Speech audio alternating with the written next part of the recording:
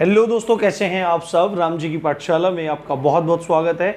उम्मीद करता हूं आप सब अच्छे होंगे और आपकी तैयारी भी बहुत ही बेहतर ढंग से चल रही होगी। आज काफ़ी दिन बाद मिलने का सौभाग्य प्राप्त हुआ, आप सब लोगों से अवसर प्राप्त हो रहा है।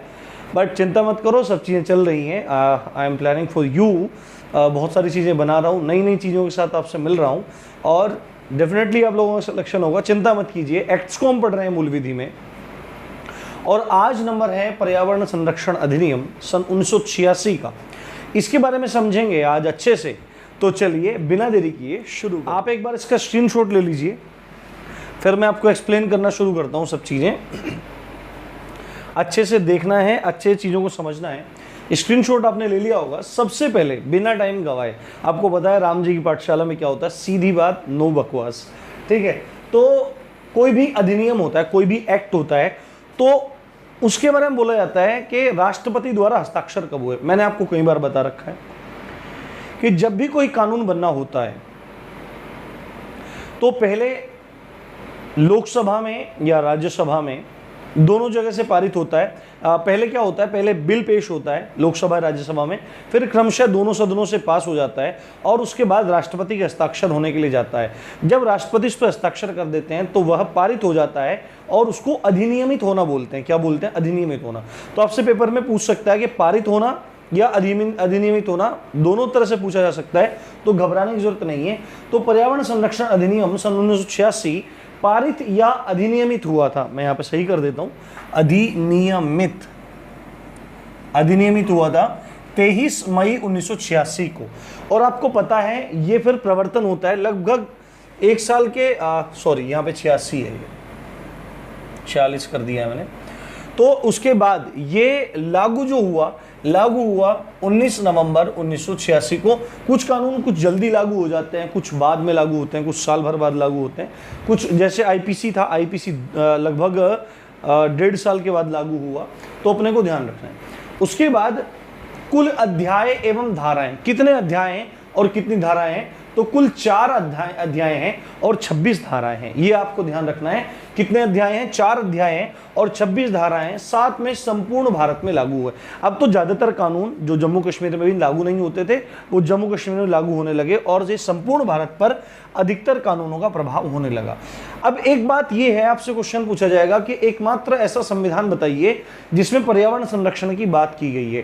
तो इंडिया का ही कॉन्स्टिट्यूशन एकमात्र ऐसा संविधान है, अकेला ऐसा संविधान है, अकेला ऐसा कॉन्स्टिट्यूशन है जिसमें पर्यावरण संरक्षण एवं सुधार की बात की गई है। ये बात आपको ध्यान में रखनी है। बट ऐसा हुआ क्यों हुआ, क्या कारण था ऐसा कि संविधान में इस तरह की बात हुई? तो 1972 में स्टॉकहोम, स्वीडन में, स्वीडन एक कंट्री है, आपको पता होगा, उसका एक शहर है स्टॉकहोम। उस स्टॉकहोम में एक पर्यावरण सम्मेलन हुआ जिसका उद्देश्य था पर्यावरण संरक्षण एवं सुधार संबंधी मुद्दों पर बातचीत करना, जिसमें 119 देशों ने भाग लिया। ये आपके लिए काफी इंपॉर्टेंट है, आपसे पूछा जा सकता है। 119 देशों में भाग लिया, जिनमें से भारत भी एक था और उसमें सहमति बनी, प्रतिबद्धता दिखाई गई कि हम पर्यावरण के संरक्षण एवं सुधार की बात करेंगे। हम ऐसे कुछ नियम, कायदे, कानून लागू करेंगे जिनसे हमारे देश में पर्यावरण का संरक्षण हो, उसका सुधार हो, एवं इस संबंध में हमको कोई कानून भी बनाना पड़े तो हम बनाएंगे।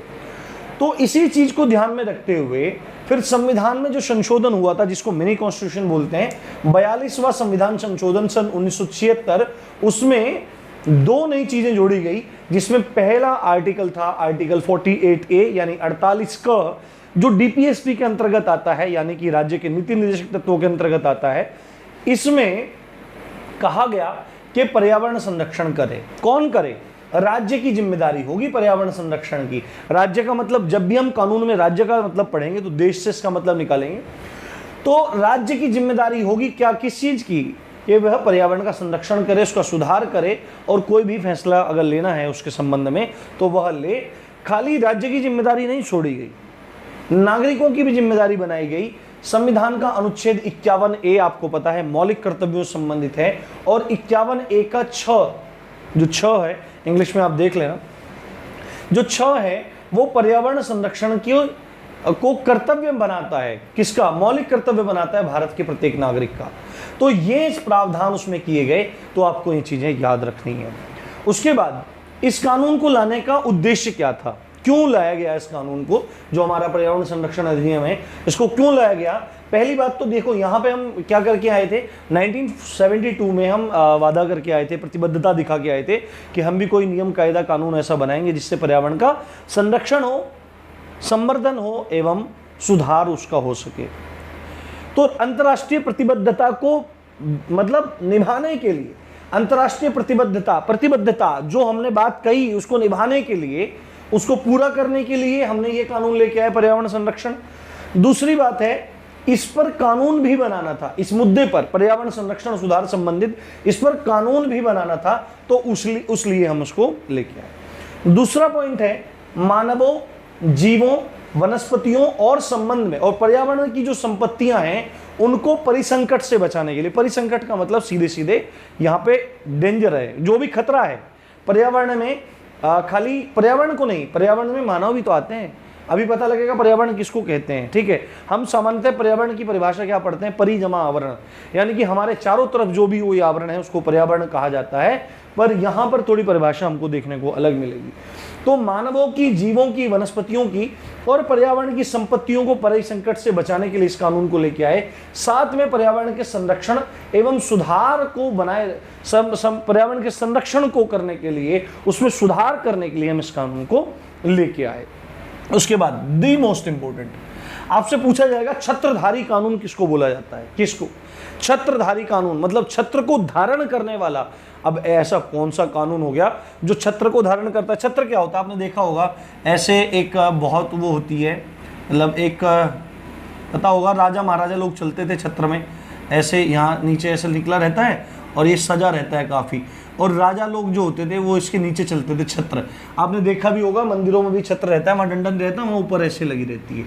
तो छत्र संप्रभुत्व का प्रतीक होता है, छत्र एक मतलब बड़े होने का प्रतीक होता है छत्र।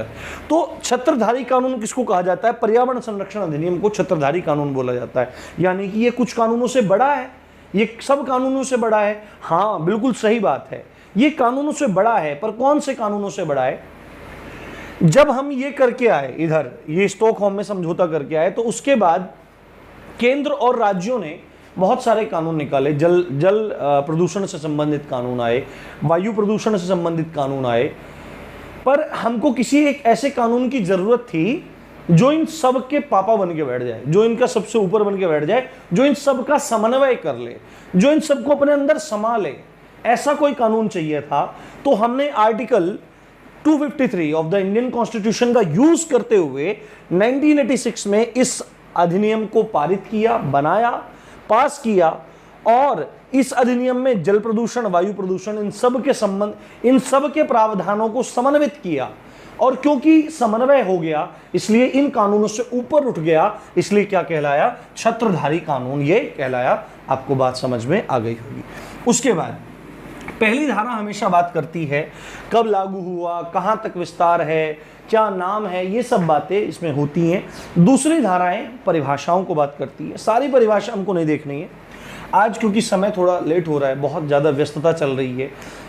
धीरे धीरे रूटीन अब फिर बनना शुरू हो जाएगा, और अब बिल्कुल साथ नहीं छोड़ेंगे, कंटिन्यू अच्छे से तैयारी करेंगे।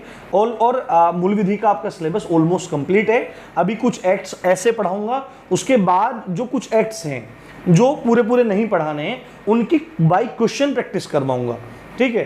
चिंता मत करो, बहुत अच्छे से पढ़ा के भेजूंगा। बहुत सारी चीज़ें तो करा भी दी भाई, अब आगे हम जीएस पे चलेंगे और हिंदी पे चलेंगे, तो अच्छे सब काम हो जाएगा। बाकी भाई शेयर करना और सब्सक्राइब करना मत भूलना यदि चैनल पे पहली बार आए हो।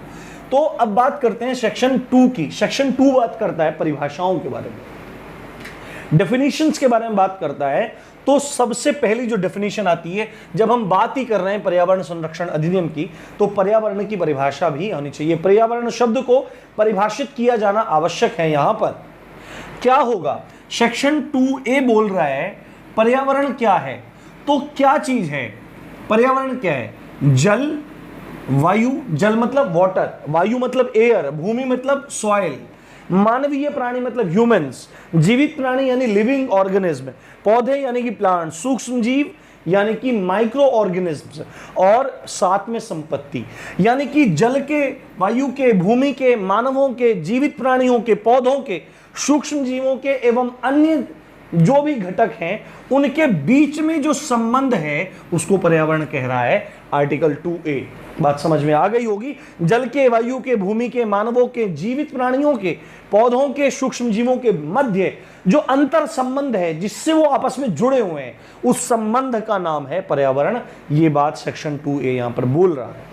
उसके बाद सेक्शन 2B बोल रहा है पर्यावरण प्रदूषक के बारे में। यानी प्रदूषक किसको कहते हैं? पॉल्यूटेंट को कहते हैं। पॉल्यूटेंट यानी कि पर्यावरण को दूषित करने वाले पदार्थों की बात हो रही है। कौन, मतलब किस तरह से परिभाषित किया जाएगा, किसको माना जाएगा कि यह चीज पर्यावरण प्रदूषक है? तो ऐसा कोई पदार्थ, चाहे वो ठोस हो, चाहे वो द्रव हो, चाहे वो गैस हो, यानी कि सॉलिड हो, लिक्विड हो या गैसेस स्टेट में हो, कोई सी भी स्टेट में कोई भी यदि मैटर है और उसका कंसंट्रेशन, उसकी सांद्रता ऐसी है जो पर्यावरण के लिए क्षतिकारक है, मतलब कि ऐसा कोई पदार्थ चाहे वो तीनों स्टेट में से कोई सी भी स्टेट में है, उसका कंसंट्रेशन ऐसा है कि वह एनवायरनमेंट को क्षति पहुंचा सकता है, नुकसान पहुंचा सकता है, या तो पहुंचा रहा है, क्षतिकारक है या क्षतिकारक हो सकता है, नुकसान पहुंचा सकता है, पर्यावरण प्रदूषक कहलाता है। बात समझ में आ गई होगी। उसके बाद सेक्शन 2C की बात कर लेते हैं। सेक्शन 2G, धारा 2G की बात कर लेते हैं। पर्यावरण प्रदूषण क्या होता है? पर्यावरण समझ लिया, पर्यावरण प्रदूषक समझ लिया, ऐसे पदार्थ जो नुकसान पहुंचा सकते हैं या पहुंचा रहे हैं, ठीक है, पहुंचा रहे हैं, ऐसे पर्यावरण प्रदूषक कहलाते हैं। अब प्रदूषण क्या है, पॉल्यूशन है क्या? तो सीधी सीधी बात बोली जा रही है, यदि हमारे एनवायरनमेंट में जो पॉल्यूटेंट है वो मौजूद है, यदि जो परिभाषा हमने यहां देखी है, ऐसा पदार्थ यदि हमारे पर्यावरण में मौजूद है, प्रेजेंट है, उपस्थित है, तो माना जाएगा कि पर्यावरण प्रदूषण हो रहा है, पर्यावरण प्रदूषण है। तो यहां तक की बात समझ में आई होगी। कल के लेक्चर में इसको कंप्लीट कर लेंगे। उम्मीद है आपको लेक्चर पसंद आया होगा, और चिंता मत कीजिए, बिल्कुल भी साथ नहीं छोड़ रहा हूँ। थोड़ी मजबूरियाँ हैं, थोड़ी दिक्कत हैं। आप सबको पता है कि मैं कितना पंक्चुअल हूँ और मैं कितना साथ आपके रहता हूँ, तो इसलिए बिल्कुल भी घबराने की जरूरत नहीं है। अपना प्यार, अपना सपोर्ट इसी तरह बनाए रखिए। आप देख रहे थे राम जी की पाठशाला, मैं हूँ राम भारद्वाज। जय हिंद, जय भारत।